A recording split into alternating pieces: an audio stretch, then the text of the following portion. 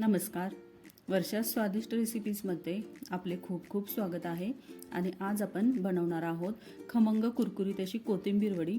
आणि ही कोथिंबीर वडी खमंग कुरकुरीत होण्यासाठी मी यामध्ये खास पदार्थ वापरणार आहे, ज्यामुळे ही आपली वडी खमंग कुरकुरीत होणार आहे. चला तर मग लगेचच सुरुवात करूया आपल्या आजच्या रेसिपीला. तर कोथिंबीर वडी करण्यासाठी सर्वप्रथम आपण वाटण करून घेणार आहोत. तर येथे मी एक मिक्सरचं भांडं घेतलेलं आहे. तर त्यामध्ये मी आता 15-16 मिरच्या घालते. तर तुम्ही तुमच्या आवडीनुसार कमी जास्त मिरची घालू शकता. आणि त्याचबरोबर येथे मी एक सपाट छोटीशी वाटी लसणाच्या कुड्या घेतलेल्या आहेत. तर त्या मी घालते. तर लसूण हा भरपूर असा घातला तर आपली कोथिंबीर वडी ही छान अशी खमंग होते. त्यामुळे लसूण भरपूर घ्यायचा आहे. त्याचबरोबर येथे मी जिरे घेतलेले आहेत. 1-2 छोटे चमचे जिरे घालते. आणि हे वाटण आहे आपल्याला आता मिक्सरमध्ये करून घ्यायचं आहे. हे बघा, हे आता वाटण आपलं तयार आहे. तर आता येथे मी कोथिंबीर घेतलेली आहे. तर ही कोथिंबीर मी स्वच्छ धुवून आणि अशी बारीक अशी चिरून घेतलेली आहे. तर यामध्ये आता आपण हे वाटण मिक्स करणार आहोत.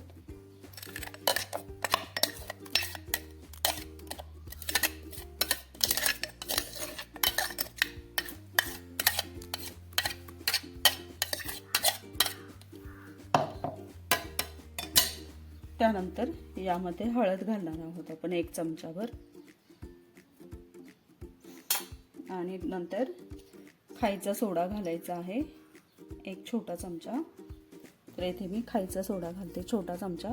ह्या खायच्या सोड्यामुळे आपल्या वड्या ह्या छान अशा खूप कुरकुरीत आणि अशा क्रिस्पी होतात. त्यानंतर मीठ घालायचं आहे चवीनुसार.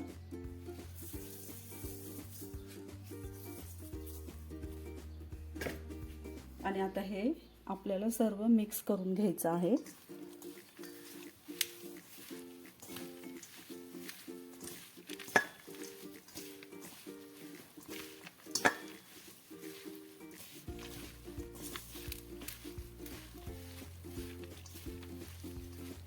आता हे छान असं मिक्स झालेलं आहे बघा. सगळं मिश्रण एकजीव झालेलं आहे. तर यामध्ये आता आपण बेसन घालणार आहोत. तर बघा, ही कोथिंबीर जी होती ती 3 वाट्या कोथिंबीर होती. तर याला आपण 3 वाट्या असं पीठ घेणार आहोत. 3 वाटीपेक्षा थोडं कमी.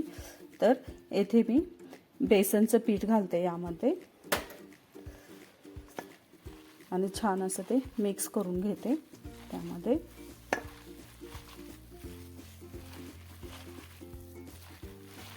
पूर्ण असं गोळा होईपर्यंत ते मळायचं आहे.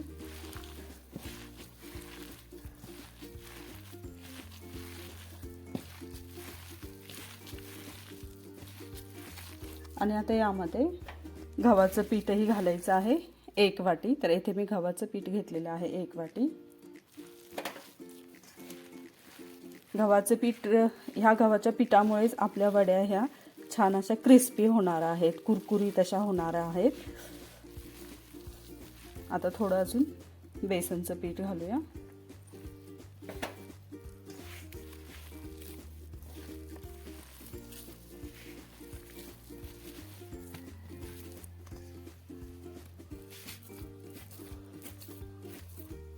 हे पहा, आता हे छान असा ह्याचा गोळा तयार झालेला आहे. तर आता हे आपण ह्याचे आता छोटे छोटे आता आपल्याला गोळे करायचे आहेत. तर जरा थोडंसं आता पाण्याचा हात लावायचा आहे, म्हणजे हे आपल्या हाताला असं चिकटणार नाही. गोळे करताना थोडंसं पाण्याचा हात घ्यायचा आहे.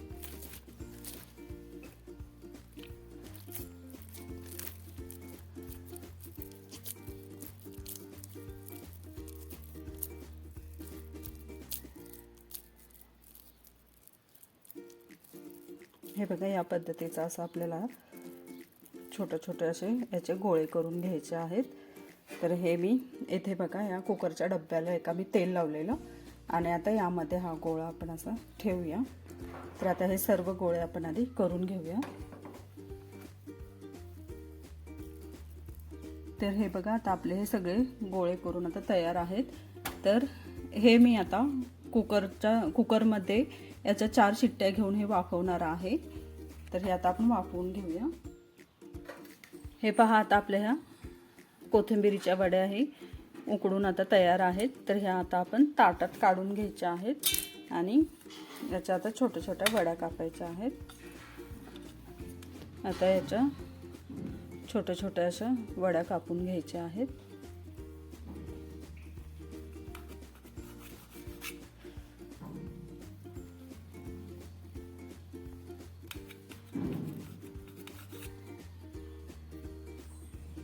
हे पहा, आता आपल्या वड्या ही सर्व कापून तयार आहेत. तर हे आता आपण तळून घेऊयात. तर येथे मी तेल तापायला ठेवलेले आणि तेल हे आता आपले छान तापलेले आहे. तर आता आपण यामध्ये वड्या सोडूया.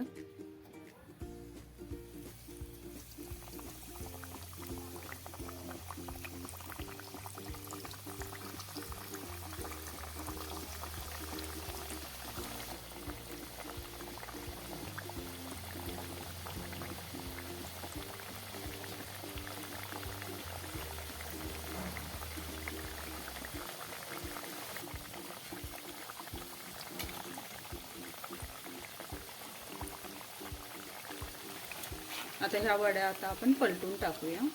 खालची साईड आता छान अशी फ्राय होते. तर ह्या वड्या आता अशाच आपण मंद आचेवर तळून घेणार आहोत.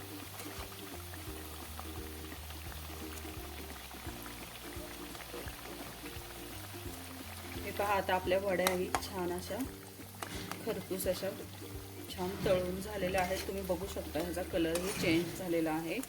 छान असा ह्याचा ब्राउनिश कलर आलेला आहे, सोनेरी रंग. तर हे आता आपण काढून घेऊया.